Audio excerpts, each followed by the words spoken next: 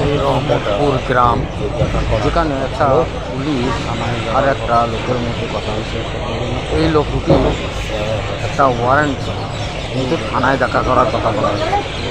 Police ইন্সপেক্টরটা বলছে, তুমি কিসের জন্য যাওনি থানায়, আমার দেখা করার কথা ছিল, দেখা করো। এই বলে সে আস্তে আস্তে চলে গেল।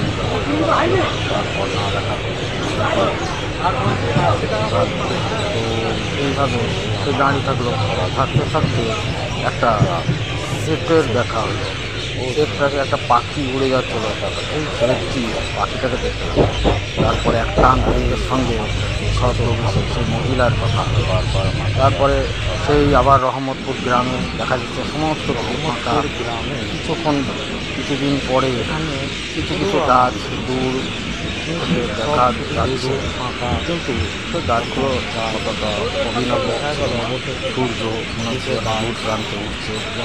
তারপরে গাছের দেখা মিলল, একটা গাছ উঠল, কিন্তু গাছগুলো ফের আর একটা গাছে দেখা দিল, আবার একটা গাছ। তারপরে কিন্তু এই গাছগুলো যেন আস্তে আস্তে লুপ্ত হয়ে গেল। একটা লোকে